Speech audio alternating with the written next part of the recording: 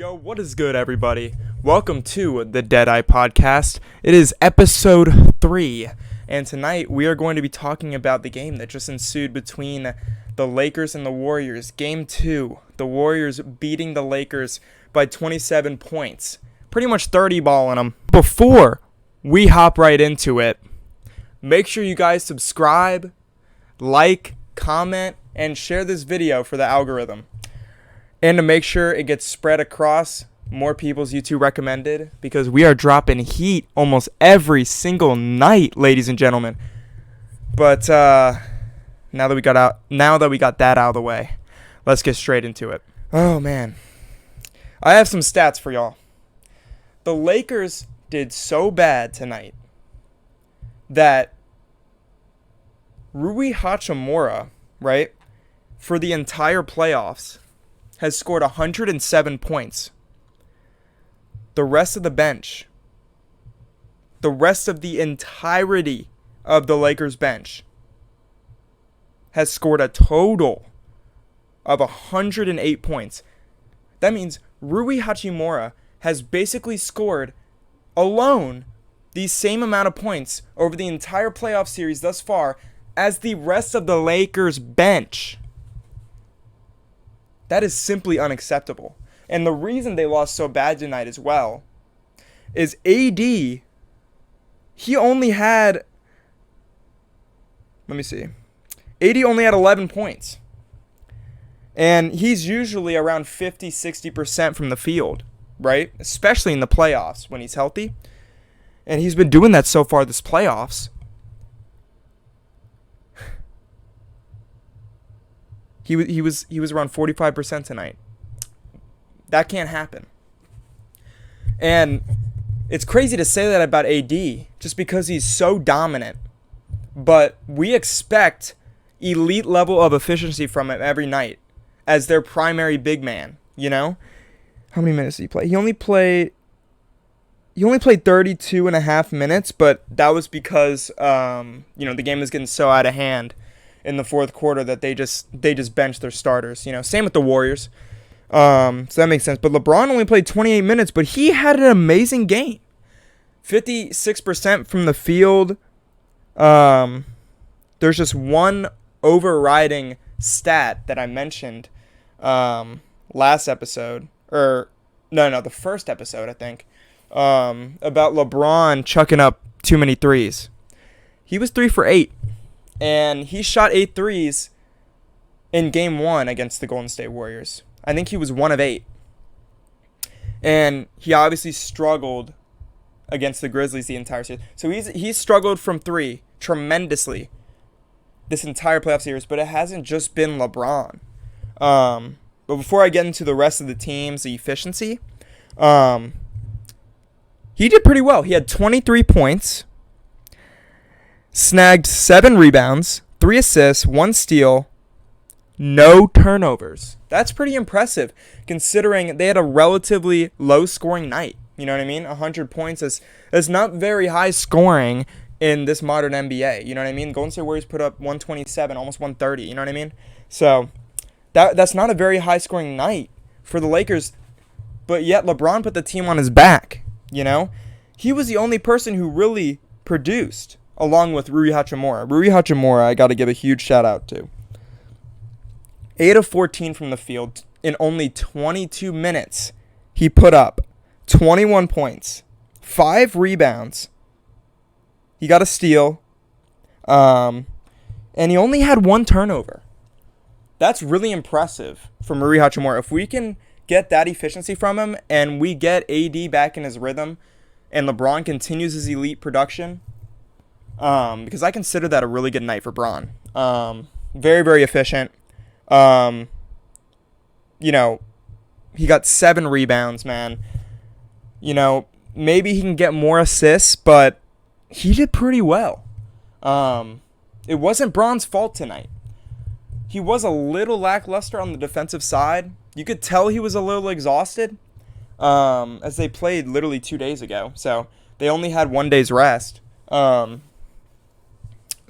I mean, he's 38.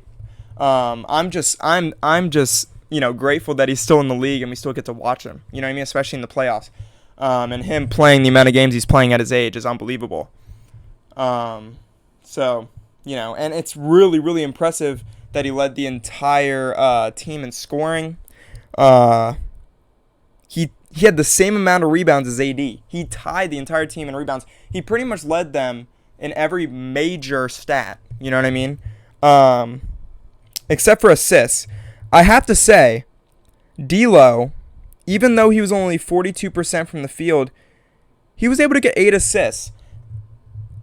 We know how efficient D'Lo can be. It was an off night for him. Even though I thought he got pretty good looks. I mean, he usually shoots primarily contested shots, but it's contested shots you can tell he practices on a nightly basis. You know what I mean? He's capable of hitting tough shots. He just, they didn't fall at an efficient clip tonight. But him being able to play make like that consistently for the Lakers is what they need going forward. And along with his efficiency, So if he has a good game offensively and is able to, give them at least 55% from the field, which is pretty hard to do, but he's elite enough to be able to have that type of production. And having almost 10 assists, having almost a double-double with points and assists is something they really need.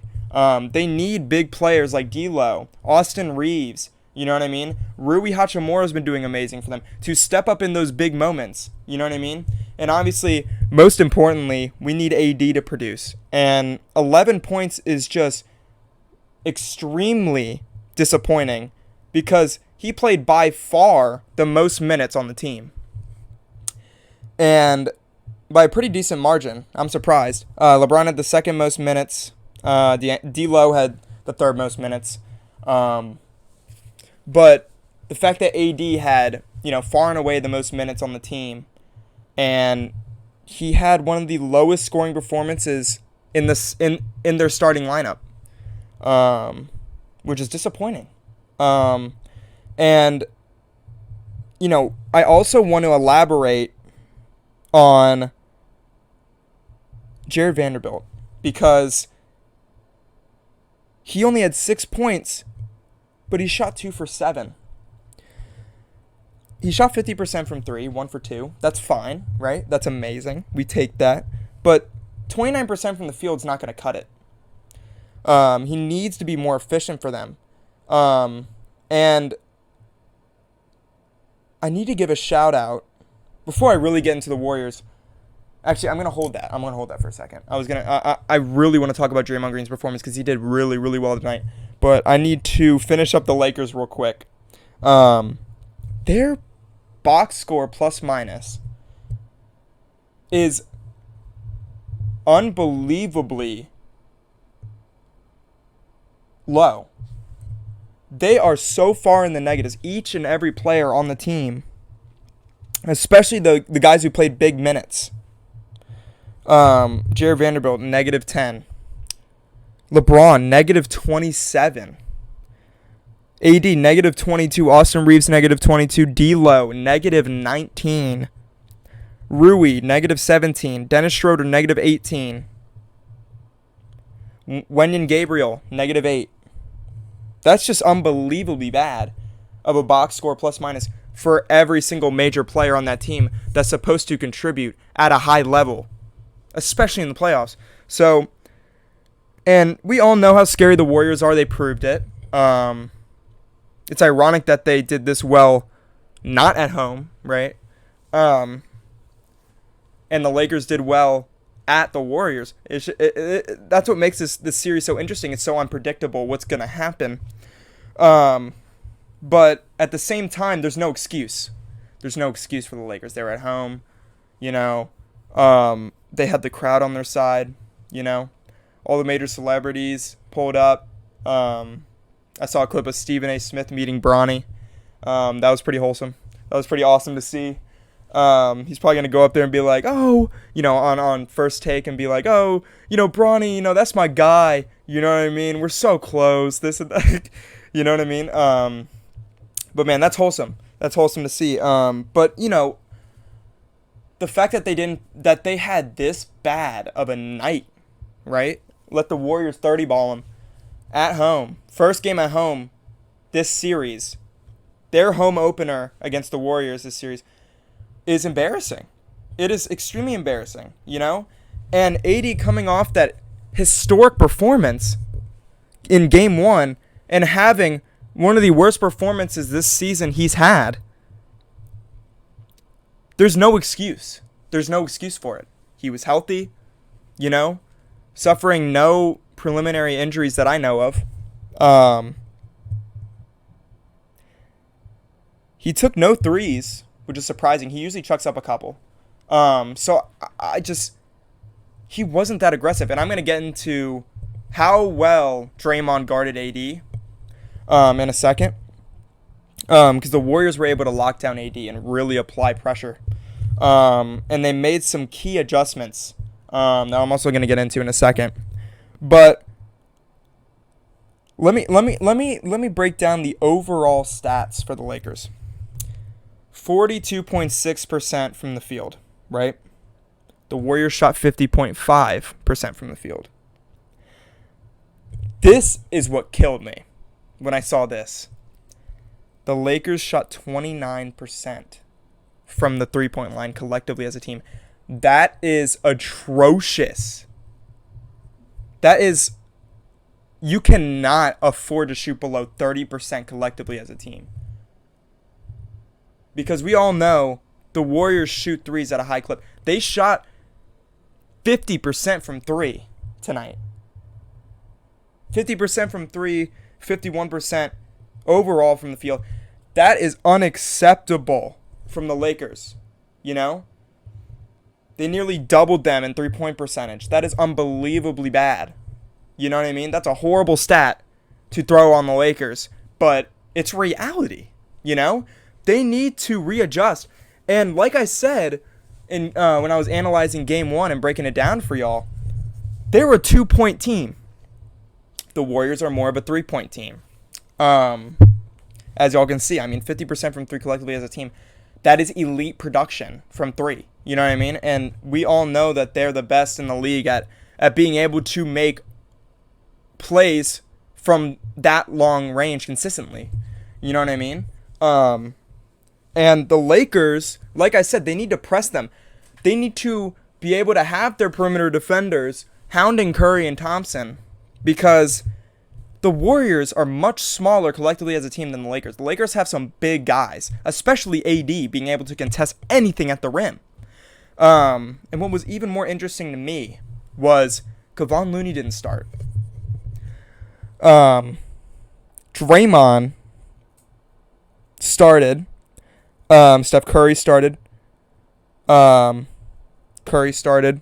Wiggins started. So usually the normal starting five, right?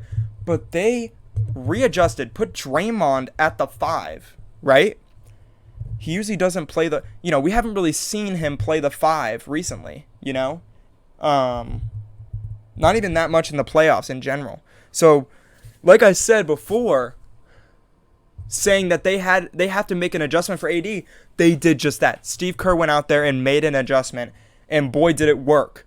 Because Draymond Green went from playing around like 35% of AD's possessions in Game 1 to defending around 64% of AD's possessions in Game 2. And he was able to hound AD in every aspect. You know what I mean? If he got the ball on the perimeter, hounded him. When he got the ball and faced up from mid-range, hounded him. Was able to get 11 rebounds, out-rebound AD by 4 rebounds tonight. And we know how good of an offensive rebounder and defensive rebounder Anthony Davis is, along with Kevon Looney. But focusing more on AD and his lackluster performance tonight, he needs to put up more rebounds than that. 11 rebounds is disappointing for AD. Especially having someone like Draymond guarding you for 64% of your possessions tonight, compared to just like 34% in Game 1 when Kevon Looney took around 60+% of AD's possessions. Draymond is only 6'6", 6'7". He's a big guy though, right? But AD has such a height advantage compared to when Kevon Looney is on him, because we all know how big Kevon Looney is. He's obviously bigger than Draymond Green. So the fact that AD was able to get so many rebounds and be so efficient in game 1, getting like 23 rebounds, right? In game 1, and only getting 11. Draymond got 11 rebounds. AD only got 7 rebounds tonight.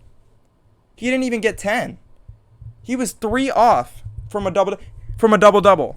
You know what I mean? And we expect AD to get at least a double-double every night. You know what I mean? And even him getting, let's just say realistically speaking, right? Barely getting a double-double, that's still not going to cut it. We need 20, 25 plus points a game from AD this series. We need at least 15, 20 rebounds from AD every given night. We need him to go absolutely insane. This is the point in his career where he needs to really show just how dominant he is, especially knowing how injury-prone he is. And we all know that universally around the league. We know how injury-prone he's been. So he really is expected to shine, especially in the playoffs, being healthy, right? And, he had 3 blocks. We know he's going to get blocks. The Warriors are a small team compared to the Lakers, Jared Vanderbilt is as tall as Kevon Looney. Like, they're both 6'9". Kevon Looney's the biggest guy out there for the Warriors. You know what I mean? So that says something. And Vanderbilt is being utilized primarily as a perimeter defender for the Lakers. That just shows how big of a lineup the Lakers are running. 6'11" AD, 6'9" LeBron, 6'9" Vanderbilt, 6'9" Rui Hachimura, 6'7" Austin Reeves. That is a huge lineup. D'Lo, 6'5". The smallest guy in their starting lineup is D'Angelo Russell. And then they have players like Rui Hachimura coming off the bench, playing 20-something minutes a night, giving you 20+. Producing efficiently. And him coming off the bench and being 6'9" and being utilized on both ends of the floor, being as well as big as tall as Looney, not as big, as tall as Looney. That concerns me that they were able to hound the Lakers the way that they did tonight, right? Especially putting smaller Draymond on AD. And I have to give credit where it's due for Draymond Green.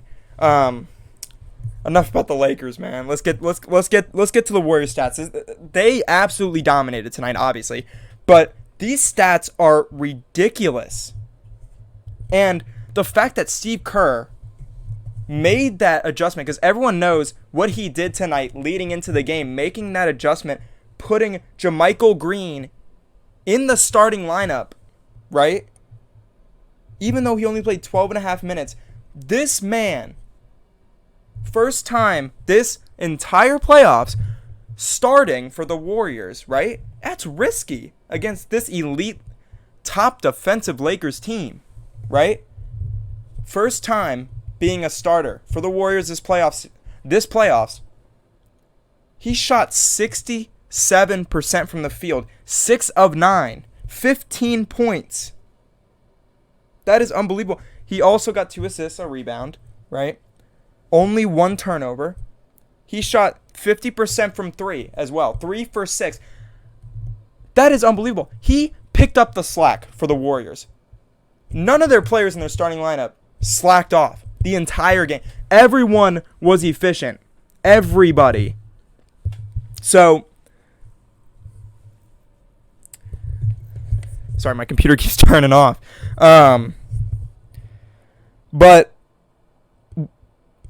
the efficiency at which they played tonight collectively as a team, shooting 51% collectively from the field, 50% from 3.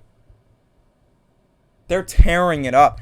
You cannot allow the Warriors to build up momentum. They are the last team you want to build up momentum. Because we all know once they get going, especially Klay Thompson and Steph Curry, and they proved it tonight, and now they're letting guys like JaMychal Green go off and give you 15 on 67% from the field, only 1 turnover, being that efficient, and he is also very quick, extremely uber athletic, young, right?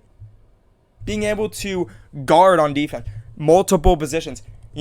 He has size too, and it's unbelievable that they let that happen. You know what I mean? Putting JaMychal Green, you know what I mean? Like, being a starter for the first time in this playoffs, right? Being young, being the way he is as a decent bench option for the Warriors to have, and that's no knock on him. The Warriors have just such a deep bench, right? And JaMychal Green always has decent production. You know what I mean? But having this elite of production being put into the starting lineup, having that pressure in the playoffs for the first time, being able to be this efficient, to be able to have his number one performance, by far his best performance so far this entire playoffs, in just 12 and a half minutes starting for the Warriors. He gave them momentum, He was able to give them, 15 plus additional points over the Lakers, And again, just 12 and a half minutes as a starter. Steve Kerr didn't even have to play him that much. That's scary. What if Steve Kerr's like, you know what? I'm going to play him 25 next game. I'm going to start him again. And he has another night. What if he puts up 20? The Lakers cannot let that happen. They cannot let one of their deep bench players, right, who usually only gets a handful of minutes a game, put up the numbers he did tonight. At an efficient clip, he shot 6 threes. They allowed him to shoot 6 threes and made 3 of them. 50% from 3, 67% from the field. I can't say enough about JaMychal Green's performance. Shout out to JaMychal Green. He did his thing. And the first time he started this playoffs is at an away game at the Lakers' historic arena, sold-out crowd. Unbelievable. Now let's get into Draymond's performance, because he gave me flashes of prime young Draymond tonight.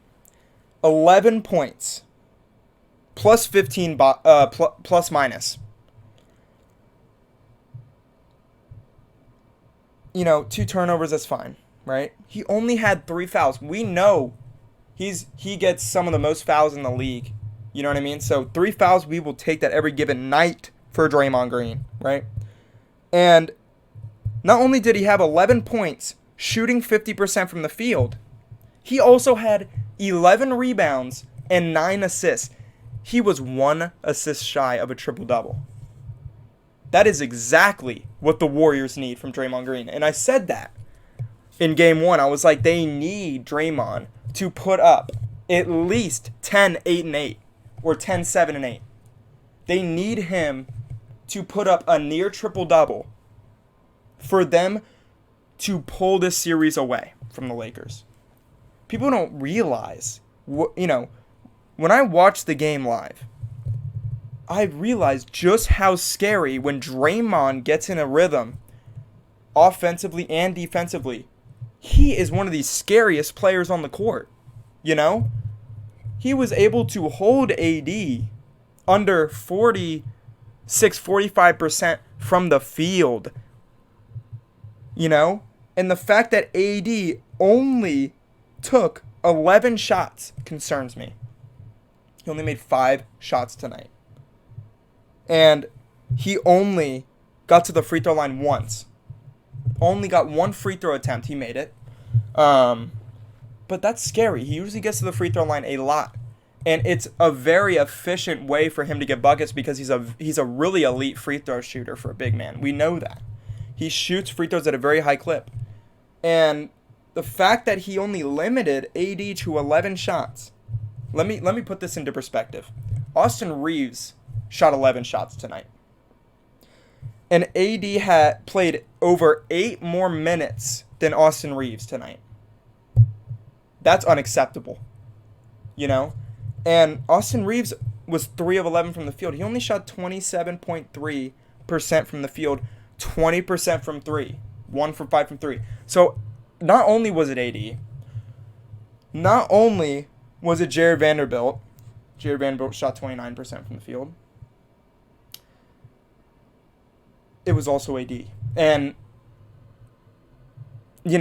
having 3 of your 5 starters having some of the worst games of this entire series, in particular AD, is concerning to me. First game at home this series against the Warriors, this is what happens. The Warriors are able to get into a rhythm. They let Klay Thompson drop 30 points on insane efficiency. He shot 61.1% from the 3. I mean, not from the 3, from the field. And even crazier, he put up 73% of his threes. He shot 8 of 11. He was unconscious from 3, making every 3 he took. His confidence was through the roof. He was looking like prime Klay Thompson before his major injuries when he was out for over 2 years. Again, the Lakers cannot let the Warriors build momentum. They are the last team any team wants to build momentum, especially in the playoffs, knowing that they have 4 chips under their belt. You know what I mean? And knowing how well Steve Kerr is able to make adjustments for this team. This is scary. One simple adjustment. 2 simple adjustments. JaMychal Green starting and Draymond Green being put on AD for 2/3 of his possessions.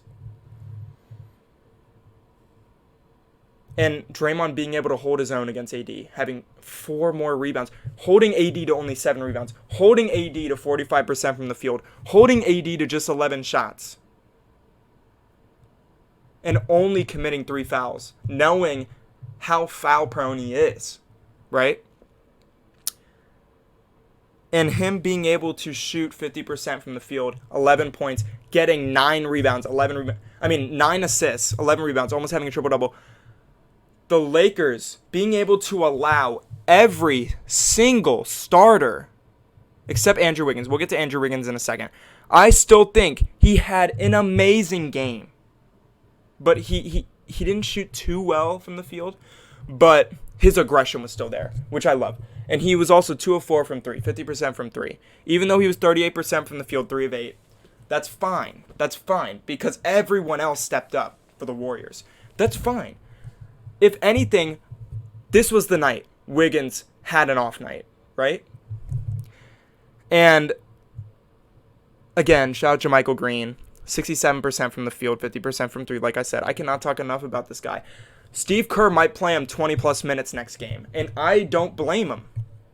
Because this guy, it has such supreme confidence as a young guy being a deep bench player, only getting limited minutes, being put in the starting lineup in a playoff situation at an away game at the Lakers arena, one of the most historically loud, profound arenas. It's up there with, Madison Square Garden and the Knicks arena, the Celtics arena. It's just the Lakers not being able to adjust to the Warriors' adjustments concerns me, because Steve Kerr, we know how good of adjustments he can make for this Warriors team, and it wasn't even that big of an adjustment. Oh, let's just put Draymond Green on AD tonight, right? Let's let JaMychal Green, let's see what he does for 12 and a half minutes starting, and he goes off, right? He could have easily said, you know what? Let's give JaMychal 25 minutes, And knowing how good he is on both ends, his supreme confidence in just 12 and a half minutes starting is just unreal. It is something the Lakers need to prioritize if a bench player starts like that. A deep bench player that is not known for starting for this Warriors team, considering just how deep they are, right? He is an amazing role player, but his amazing role player prowess being implemented into starting production play from game 1 to game 2, having that drastic impact, is what really gave the Warriors momentum. They're like, all right, he's going off. let's collectively, he built momentum for them, They were going with the wind tonight. The Lakers were going against the wind. They metaphorically just couldn't withstand the physical dominance the Warriors presented on both ends. And that's proof, because last game they did terrible from 2. And they shot 51% overall collectively from the field. So they were able to produce both from 3 and from 2. Even though they prioritized small ball. You know what I mean? And Kevon Looney only played under 12 minutes, 11 minutes, 44 seconds. He had less minutes than JaMychal Green, when he usually has significant minutes for this team. He has a big task, especially in game 1. He's guarding AD for 2/3 of his possessions. And then out of nowhere, Steve Kerr making this adjustment out of nowhere to put Draymond on AD for 2/3 of his possessions, knowing he's smaller than Kevon Looney by a relatively significant, 3 inches shorter than Kevon Looney, and Kevon Looney's obviously bigger than Draymond physically, as well as a 3-inch height advantage on him. And knowing AD is 2 inches taller than Kevon Looney, that's a 5-inch disadvantage. Draymond Green being put on AD instead of just a 2-inch disadvantage from Kevon Looney being put on AD. And Draymond coming out here and absolutely locking up AD all game long, playing 28, 30 minutes a night for the Warriors, being able to still put up this efficiency, looking like young Dre. The Lakers cannot let this happen, And I need to reiterate Thompson's performance, because he was plus 28 box minus. Plus 28, right? And then let's get to Steph Curry. He played 29.5 minutes. Thompson played over 31 minutes. So they both played they both had the most minutes. As well as Andrew Wiggins, he played 30 minutes. So them 3 played significant minutes for this team. Andrew Wiggins, even though he was 38%, we're going to get back to Klay Thompson in a second. Even though Andrew Wiggins shot only 37.5%, 3 for 8 from the field, he had an absurd box plus minus of plus 35. Plus 35. All right? Let's look at the highest box plus minus of the Warriors starting lineup. Let's see. Vanderbilt, -10. LeBron, -27. Davis, -22. Reeves, -22. D'Angelo Russell, -19. Oh, let's also look at their bench. Their major bench players. Rui Hachimura, -17. Dennis Schroeder, -18. Troy Brown Jr., -3. Wenyen Gabriel, -8. There's not a single plus in any of those major key players for the Lakers. And Andrew Wiggins comes out here and alone gets a box score of plus 35, even though he had an off night shooting the ball. This is scary. This is scary. And man, did I not, I did not, man, this threw me off guard, because I was talking about how much of an advantage the Lakers have on both ends of the floor. Better defense, better physical paint dominance, 2-point dominance. They have significant size advantage. Being able to, multiple players in their starting lineup being able to guard multiple positions, because the Warriors have a smaller lineup than the Lakers. And then they come out here after that horrendous game 1 with a vengeance at the Lakers arena. And Steph Curry, we just talked about Klay. You cannot let Klay shoot 73% from the 3-point line, putting up 30. You cannot let him do that. You can't. And 73% from the 3. Not only that, but he took 11 threes and made 8 of them. Do you know how elite that is? Most players, if they have an elite three-point shooting game, they only chuck up 3 to 5 shots, right? They'll make a couple, and it'll end up giving them an absurdly good field goal percentage. But the fact that Klay Thompson put up 11 threes and made 8 at a 73% clip from the 3 is unbelievably scary against this Lakers team. Because a lot of his shots were contested. A lot of his shots were quicker release, catch and shoot before the defender had the opportunity to block a shot.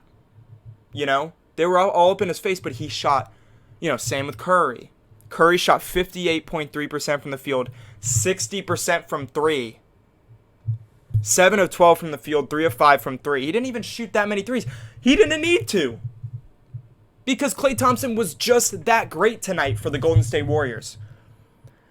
And Curry had himself a night. 20 points, right? 12 assists. And a box plus minus of plus 24. The Warriors are on a roll right now.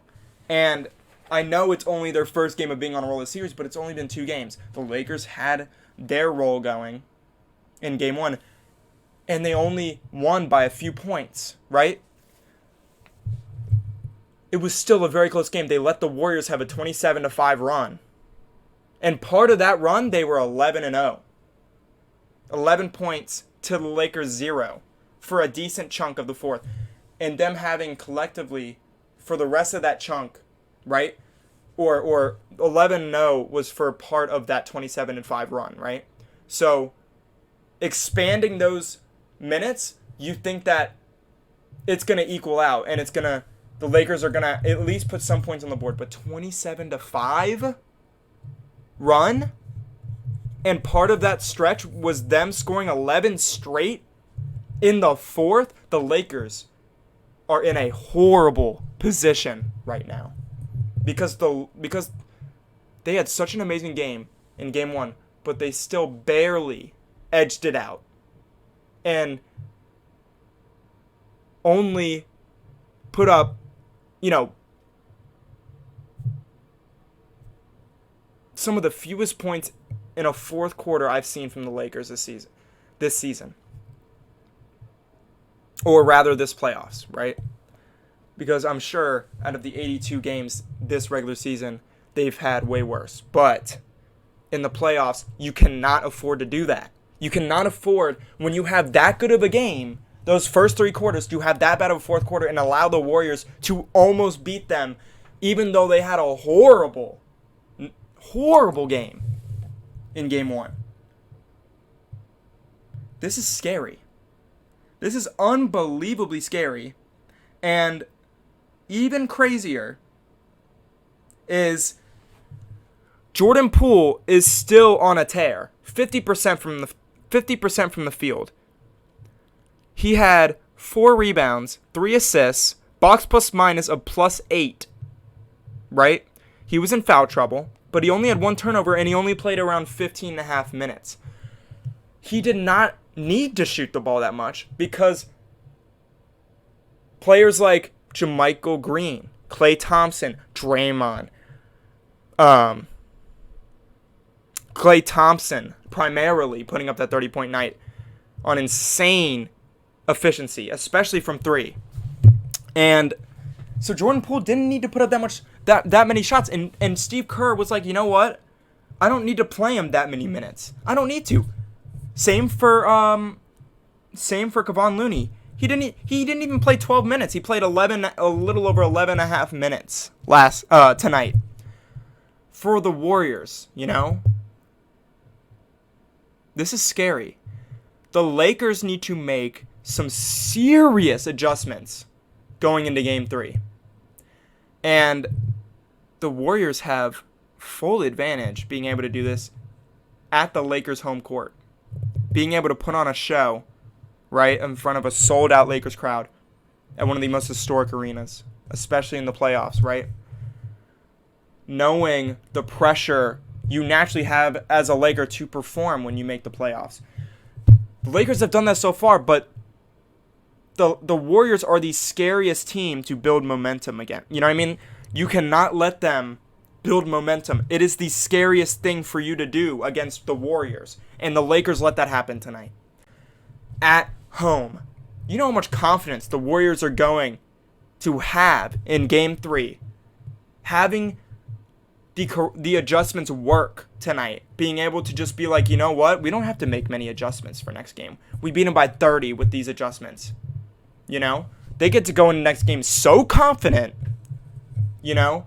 And that is what's so scary, because this is such a confident veteran team. They have 4 championships under their belt, right? It's scary. They have the veteran confidence already, and now they're even more confident because their adjustments, they played their adjustments correctly. And even though they had a really bad game 1, they almost pulled it out in the end. I don't know how the Lakers are going to answer in Game 3. Because looking at these stats, the Lakers are exhausted. The Lakers are tired. You know, they're supposed to bring the energy at home. And the fact that they had 38-year-old LeBron put up by far, besides Rui Hachimura, I'm saying, you know, as far as the starters go, because we know Rui Hachimura has been one of the top, you know, I'd say a top 3 key piece. Obviously, LeBron, AD, no particular order. But if I were to put it in order, I'd put AD at 1 as far as expectations to produce, right? As these games progress, is AD at 1, LeBron at 2, Rui at 3, right?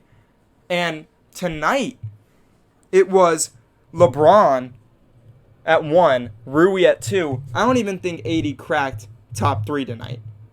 I would probably give 3 to D'Lo, because even though we shot 42% from the field, he had 8 assists, and he didn't have as bad of a plus-minus as AD.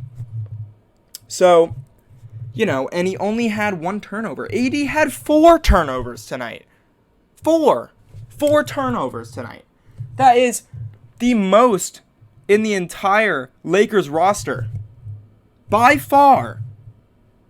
He had twice as many turnovers as the second most turnover, as the person on the Lakers with the second most turnovers tonight. The guy with the second most turnovers behind AD is Austin Reeves with 2. AD had 4. He had twice as many turnovers as the second most turnover prone guy tonight, right? This is unbelievable. I'm speechless by this performance tonight. You know, I thought it was at least gonna be a close game. Warriors are gonna get angry. They're gonna come back with a vengeance. They clearly did tonight.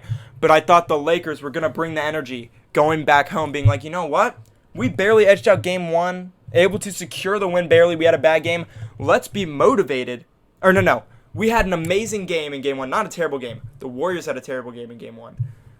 Sorry, it's like 1:40 in the morning. So my brain is a little out of sorts right now. I'm a little tired, but y'all always know I'm bringing the content for you guys. You know what I mean? So I be grinding for y'all. You know what I'm saying? That's why y'all should smash that subscribe button, hit the like button for the algorithm.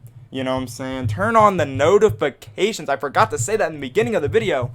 I hope I did. I don't think I did, though. But you cannot miss another episode, man. I'm giving you guys the stats, the news, you know, the post-game breakdown of these major playoff games that millions of people are watching, right? And for the people who didn't have the chance to watch it live, I got y'all with the breakdowns, you know? Spending, you know, over an hour breaking the game, you know, these insanely intensely driven playoff games, you know, bringing, you know, play by play, man, like doing the research ahead of time. Anyways, enough about me, right? It's about the Lakers Warriors. But I feel like I addressed everything. This is going to be my first below 1 hour podcast video to date. And you know what?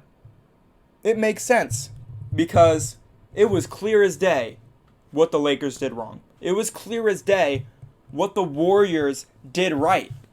They just made their shots. They just made the right adjustments. The Lakers did the same they did in game 1. They just didn't make their shots. They weren't aggressive. Something was off with their team chemistry. Something was off in that locker room before the game. Something was off in that locker room at halftime. The energy wasn't there. The motivation wasn't there to bring a Game 2 win at home when they need it most. Because we all know the Warriors, when they start to build momentum, especially at an away game, to start building their momentum and then going back home, you know they're going to be even more motivated to win at home. Right? This is scary. The Lakers needed to take a 2-0 advantage over the Warriors. You know? And especially knowing how efficient Curry is, having that 85%, now even higher, right? Since they won tonight. Playoff career win percentage, the highest ever. You know? You cannot let this Warriors team take advantage of you like that at home. You can't. They're too good alone at their home court. They're one of the best home performing teams in the NBA. And now they get to go back home with momentum, 30-balling the Lakers, damn near 30-balling the Lakers at the Lakers home court. I mean, it's just, I'm repeating myself at this point. This is just ridiculous. This is ridiculous that the Warriors beat them by 30. But I hope to see Darvin Ham go in that locker room and make adjustments, talk to these guys, motivate them. LeBron continue to motivate these young guys, right, from that trade deadline that they acquired. Being able to tell AD, look, we need you to be our number one option or else we're screwed. Because I'm 38 and you can't expect me to do the same things that I did in my prime at 26, 27, 28. Pretty much every year up until 35, right? He's been carrying his teams. They need AD to be the clear number one option. And he was the exact opposite tonight. I hope you all enjoyed this podcast. Man, I really wanted the Lakers to win tonight, but they didn't want it. They didn't want it nearly as bad as the Warriors. So, letting them win by almost 30 is unacceptable at the Lakers home court. They have all the momentum in the world now, and it is up to the Lakers to look at themselves and be like, you know what? How much do we want to win? How much more do we want to win than the Warriors? You know? Because the Warriors made a statement tonight. They clearly want to win this thing way more than the Warriors right now. I mean, the Warriors want to win way more right now than the Lakers. I cannot believe after the Lakers won game one the way they did at the Warriors home court, and they have the audacity to go to their home court and get 30-balled. Where's the motivation? They should be building momentum. Off of game one at the Warriors, the loudest arena, arguably, in the entire NBA. Legendary arena. This is unbelievable that I'm sitting here talking about the Warriors getting blown out at home after they won at the Warriors home court in game one. This is sad. The Warriors are on a mission right now, and they made a clear-cut statement of that tonight in just one game, not even multiple games. Let's see how they produce. Hopefully the Lakers can make correct adjustments But the Warriors are one step ahead of them right now. They already made and proven tonight that they made the right adjustments in Game 2. Clearly. That was so embarrassing for the Lakers to lose by almost 30 at their home court. But, yeah, that's going to do it. That's frustrating. That's a very frustrating performance from the Lakers, man. But hope y'all enjoyed. Let me know. Shout out one of my fans, man, for suggesting a Q&A. I really, really, really, really want to do a Q&A for y'all. But I don't have the fan base yet. You know, this is a new channel. Only a couple videos up so far. But I really want to do a Q&A for y'all. So, you know, tell you know, your mom, your dad, your sister, your brother, your cousins, your friends. You know what I'm saying? Anyone with a phone, an iPad, a computer, anything with internet and has YouTube.com with an account. And it's so easy to make an account. It's free. And you know what's also free? Hitting that subscribe button. Smashing that like button. Commenting on my video with tips on what I should do next. Because y'all know that I am also down to do reactions to your favorite high school players, college basketball players, college football players, high school football players. I can break down, you know, Boulder's new and improved team with Deion Sanders as the new head coach, getting Travis Hunter and a bunch of key players transferring and committing to Colorado. Stuff like that. You know what I mean? You know, please, your feedback is the most important. You guys are everything to me. So the more you guys comment and give me tips, the more I am willing to give you guys what you want, you know? I want you guys to help me make a blueprint for this channel. Each and every video, each and every bit of content I make for you guys. But that's going to do it, y'all. Please turn on notifications, man. I saw this insane stat today, looking through my analytics. I think it was either 98 or 99% of you guys watching are not subscribed. Pretty much all y'all watching me right now aren't subscribed. Hit that. It is free, y'all. It is free. Okay? It is free to hit a subscribe. It takes not even 2 seconds to hit the subscribe button. Go to my channel, and you literally just need to press a button, and it will help me for the algorithm. Liking my videos helps with the algorithm. Sharing the videos to all your friends and family helps me spread the algorithm around to everybody. Get the video recommended to more people, you know? So, y'all know the drill. Just hit the subscribe button, man. You know what I'm saying? I'm putting in the effort. I'm giving y'all all the news, the updates, all the stats, all the breakdowns. Especially in these big games, man. But that's going to do it. I need to go to bed. It is 2 o'clock in the morning now. So I need to get my butt in bed. Because next week's finals week for me. So I really need to lock in. So, yeah, I hope you all enjoyed. And we out this thing.